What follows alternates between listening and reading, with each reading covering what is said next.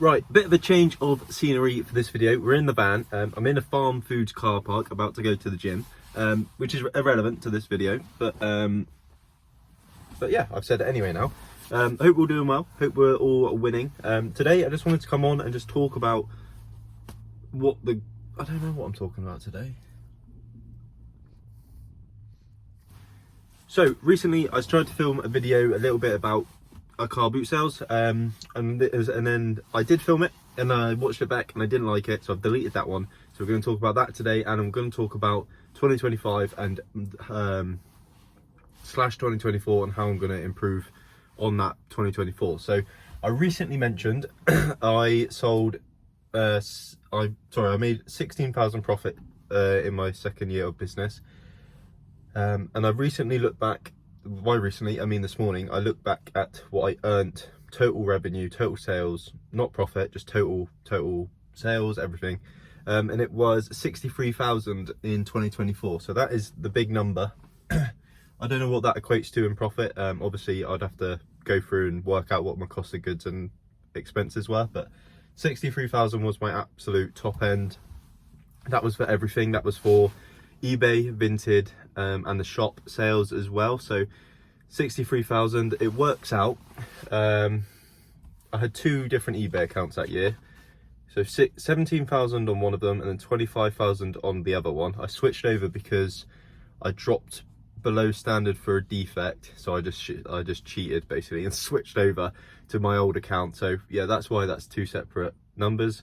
Did about 9,000 on Vinted last year, and Sum Up, which is the shop, was 9,600. So that's the breakdown of that amount of money, which I'm very proud of, to be fair. 63,000 in what is technically my 2.5 year I've been trading now. So to do 63,500 in a year, in not profit, like I say, this isn't profit, this is just sales, right? This is, if I sell something for a tenner, I'm marking that down as a tenner. This doesn't include what I'm going to get. I don't get 63,000 into my bank, obviously, but that is just total.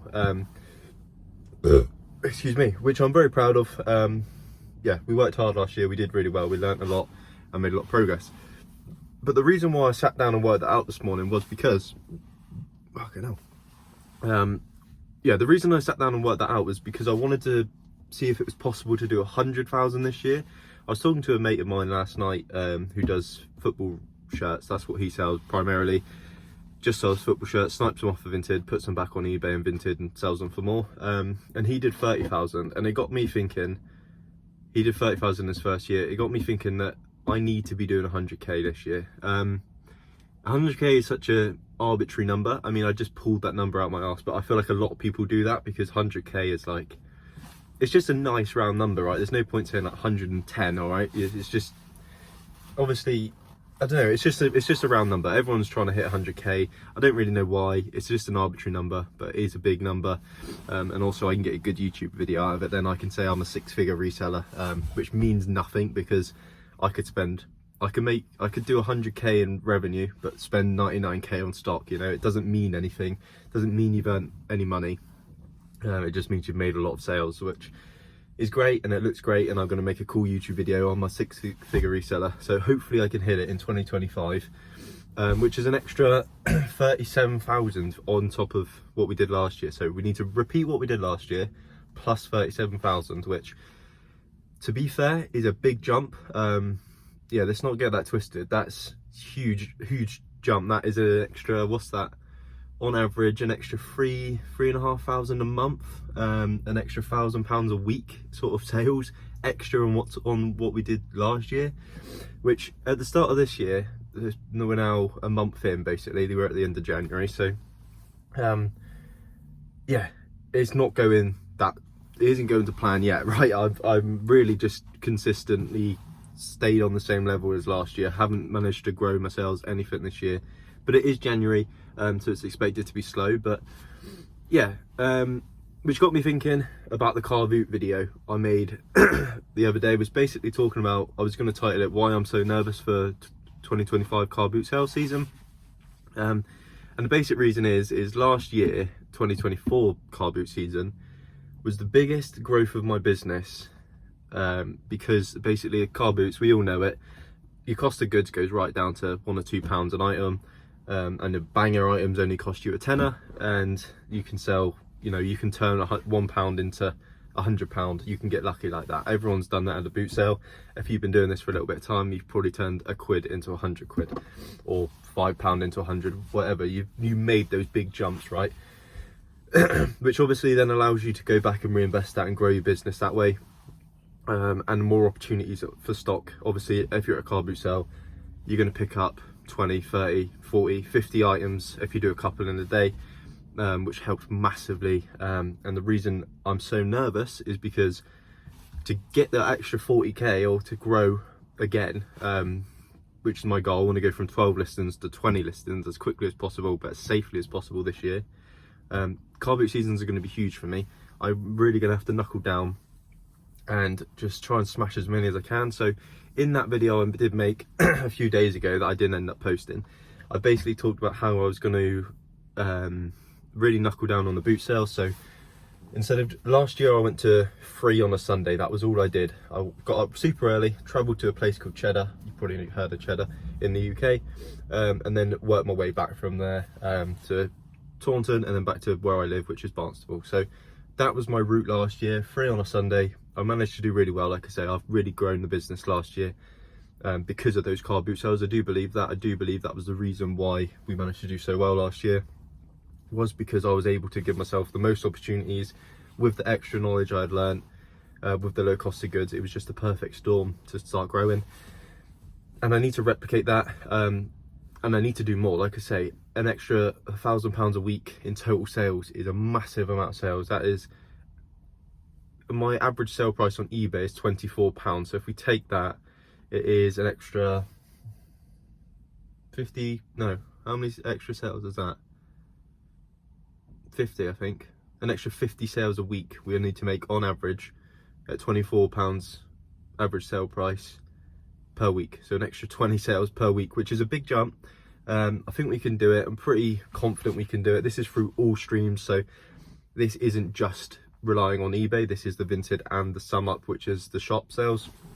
So my thinking is just triple down on car boot sales. I'm going to try and do a Saturday one, keep my Sunday route because that is a good route for me, and obviously I'm going to try and hit some midweek ones. But the trouble with the midweek ones is obviously I've got to open the shop, so it's a trade-off, because if I shut the shop doesn't do any money, but if I stay in the shop I can't go to the boot sale. So I need to try and work out a plan to where maybe I shut 2 days a week in the shop midweek and just go to the boot sales, because that's my best opportunity. But time will tell. I'm going to have to just go to as many of these different car boot sales local to me. There's nothing massively local midweek, but there is one sort of 2 hours away, which I don't mind travelling to. I can charity shop my way home, that sort of thing. But yeah, it's going to be a push. I don't know if I can do it. It's £4,000 a month, £3,500 a month is a huge amount of money to try and increase by. The other method I'm trying to do is I've been speaking to a friend of mine who does reselling. He did have a YouTube channel for a little while, but I think he stopped now. He does have a Whatnot. Copper Top Clobber is his name on Whatnot, if you want to go check him out. And he was talking about the shop. I was telling him that my shop isn't performing the way I want it to, but looking at numbers, I mean, it did 9.6 thousand last year, which is what, £800 a month, something like that. So it's not bad. It brings in some money. Again, that's not profit, that's just total sales. And he mentioned something really interesting. He said what he thinks I should do, and I kind of agree with him, and let me know what you think down below, is do like a 2 a month of like a drop. So by drop I mean go and get stock, and then do like an Instagram post of second Friday of the month and the last Friday of the month. I do an Instagram post where I go through all the new stock that's come in, and I do a big drop every 2 weeks of new stuff coming in, so that way people know when the new stuff's in the shop, so they know when to come in. Because at the minute they come in and they say, how often do you get stock in? And I sort of just go, oh, as often as we can. There's no set dates. That's my like response, and that's great, but you know, they want to know when to come back in, because at the minute they're coming back in all the time. They come back in say once a month and there's nothing new in the shop.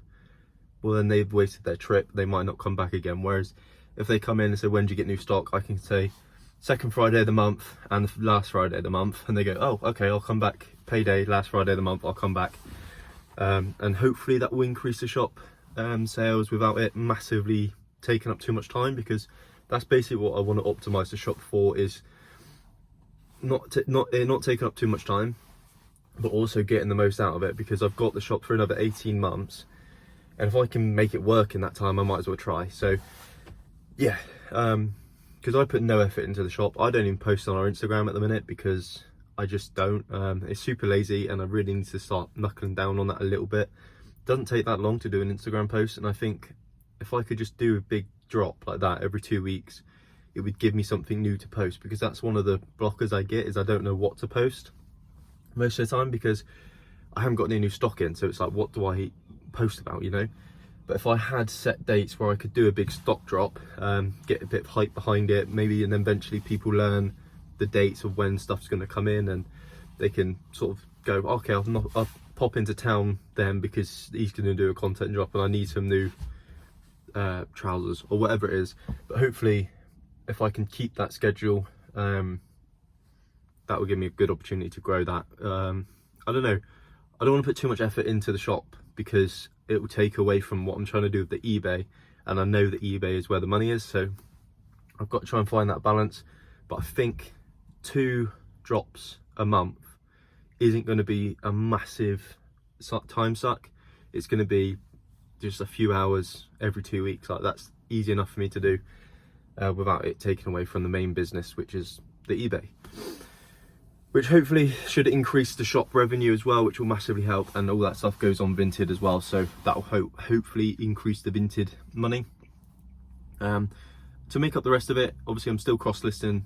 To make up the rest of the revenue, I'm obviously still cross-listing over to Vinted. All my eBay stuff is now on Vinted as well, so we're selling on both platforms there, so hopefully that will increase for next year and get us closer to that 100k.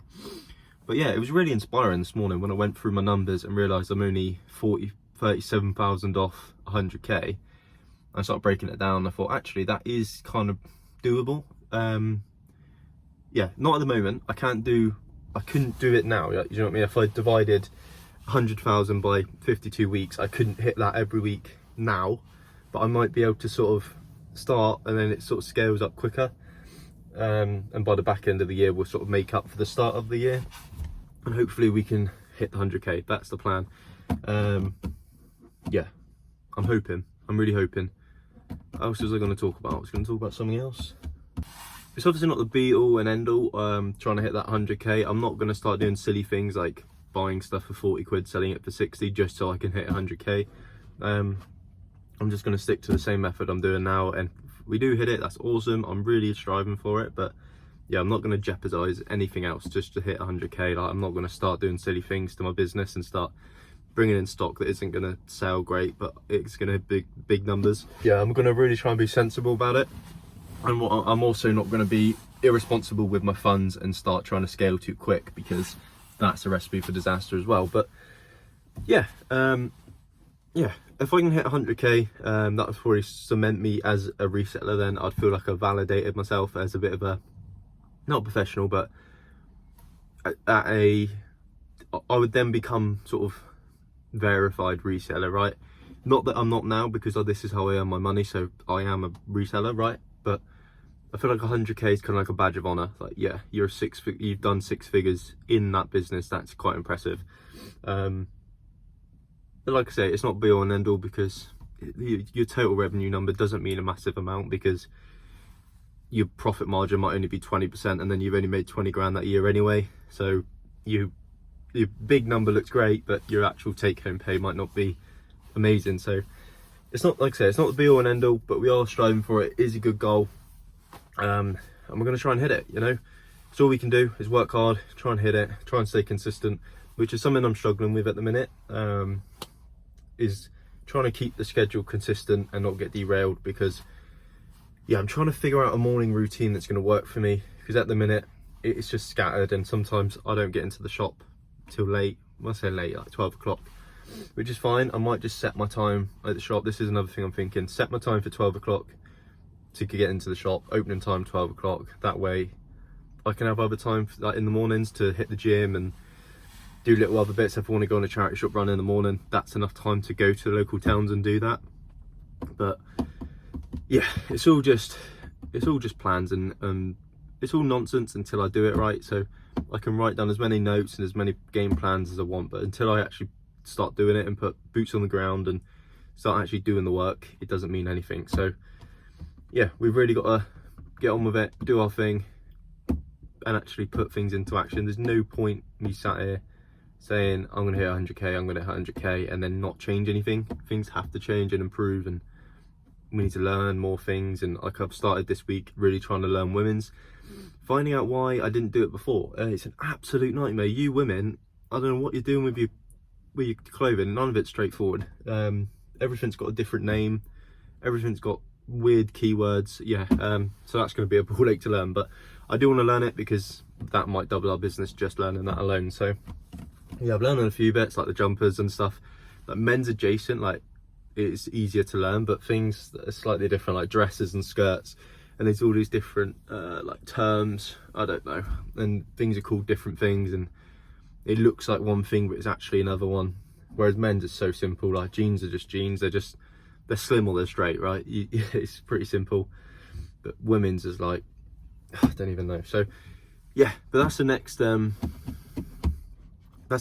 Try and learn a bit of women's as well, so if I do go charity shopping, I've got more chance of picking up stuff, because men's is very limited in charity shops in terms of what you can actually find. So I don't think I'm being unrealistic. I try and check myself and make sure I'm not being unrealistic with some of the things I come out with, because I know sometimes I can come out and say something a bit outlandish and it'd be a massive goal and it'd not be attainable. But I genuinely think £100,000 in 2025 in total revenue through the 3 revenue streams that I do have, the shop, the Vinted and the eBay, isn't unachievable. It is very much doable. And yeah, don't know, I suppose I'll see you next year when we hit it, or if we don't hit it, I'm not sure. But yeah, let me know down below, is it achievable, is it not, am I full of shit? Let me know. But yeah, I don't think I am. I think we're going to do it. 100k 2025, it is a year of 100k. We can do it. Yeah, third year of asking, that'd be pretty cool. 100k in your 3rd year of business is not bad going. So yeah, I'm gonna try and hit it. It's a big goal. I'm pretty motivated thinking about it. So yeah, it'd be some pretty cool bragging rights to go around saying I got 100k in revenue out my 3rd year of business. That would be pretty cool. It would make me pretty proud. So I'm gonna work for it, I'm gonna grind for it, I'm gonna make it happen, and I'll see you at the end of 2025 when we go over my numbers. Anyway, thanks for watching this video. If you did like it, if you want to see more like this, so make sure to subscribe, and I'll see you on the next one. Bye bye.